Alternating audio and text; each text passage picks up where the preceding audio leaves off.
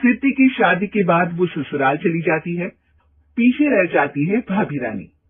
सिद्धि के ससुराल जाते ही भाभी कहती है, अरे वाह जी वाह, सारे कपड़े मेरे। हाय रे पैंट, अरे वाह वाह, मजा आ जाएगा। अरे ये सिद्धि की अलमारी के सामने खड़े होकर क्या बड़बड़ा रही है? जा जाकर देख मेहमानों को विदाई की मिठाई मिली कि नहीं। अब हाँ हाँ माँ जी, क्यों नहीं, लेकिन पहले कपड़े तो बदल लूं।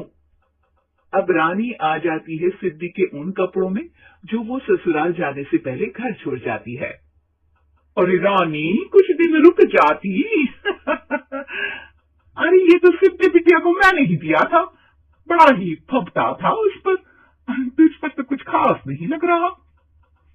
अब वो ना मेरे सारे कपड़े गीले थे तो सोचे पहन लूं।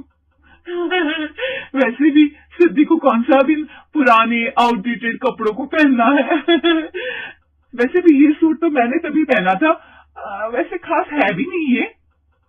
हाँ हाँ ठीक है, लेकिन ना मेरी सिद्धि पर तो जमता था। सारे मेहमान चले जाते हैं और सिद्धि ससुराल से मायके पहली बार आती है। ओह, अपना घर, अपना कमरा, अपनी अलमारी। ये बोलकर जैसे ही सिद्धि अलमारी खोलती है तो सामने उसकी कपड़ों की जगह कुछ और ही रखा होता है। माँ, ओ माँ, जरा कमरे में तो आना। सास और रानी वहां पहुंच जाते हैं। रानी ने पहनी होती है सिद्धि की जींस और टी शर्ट। अरे भाभी, ये क्या? ये तो मेरी बड़ी ही महंगी टी शर्ट है, इसे आपने घर में क्यों पहनी है? अरे बहुत मिलती है दीदी ये चौक की मार्केट में, 150 में। ओ भाभी प्लीज, ये एरोपोस्टल है, 2000 की एक टी शर्ट। ओह, 2000 में तो दीदी 4 साड़ी आ जाए।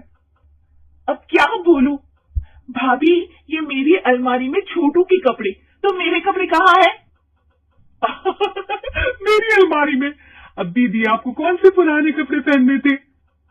माना भाभी, लेकिन मैं जब घर आती तो यही सब पहनती ना। अरे तुम तो बड़ी कंजूस हो दीदी। खैर वक्त आता है जब सिद्धि ससुराल के लिए रवाना हो रही होती है। अरे रानी, अंदर से सिद्धि का गिफ्ट ले आ, लड़की पहली बार ससुराल से मायके आई है। रानी अंदर जाती है और एक सिंपल सी साड़ी लेकर बाहर आ जाती है। ये लीजिए माँ जी। सास बेटी को गिफ्ट देकर ससुराल भेजती है। अगले दिन रानी एक सुंदर सी साड़ी पहनकर सामने आती है। अरे रानी, ये तो वो साड़ी है जो मैंने सिद्धि को देने के लिए दी थी जब वो ससुराल ले जाती, लेकिन ये तूने कैसे पहन ली? अरे माँ जी, ये साड़ी तो मुझे बहुत पहले से ही पसंद थी, लेकिन चिंता ना करिए, मैंने सिद्धि के लिए भी अच्छी सी साड़ी दी है। हाँ। तभी सिद्धि का फोन आता है। क्या माँ, कुछ अच्छा तो दिया होता ससुराल ले जाने के लिए, अरे पहले दिखा दिया होता।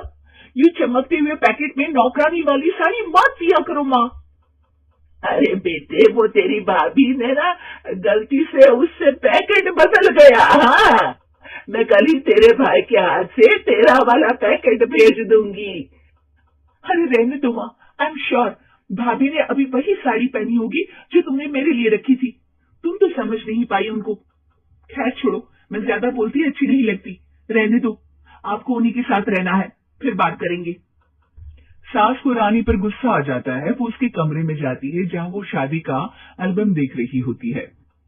रानी, मार्केट जाकर एक ऐसी ही साड़ी लेकर आ, कल प्रतीक जाकर सिद्धि के घर दे आएगा।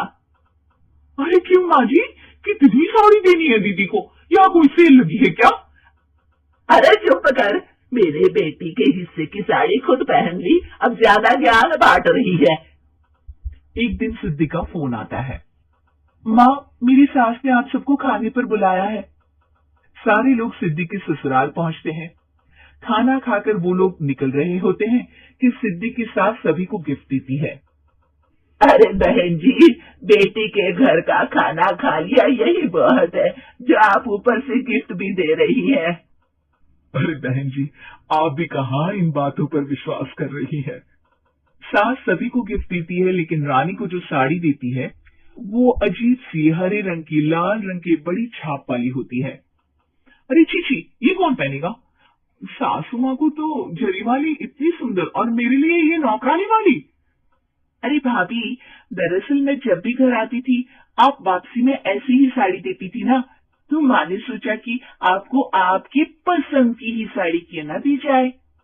बेचारी रानी, बोलती भी तो क्या।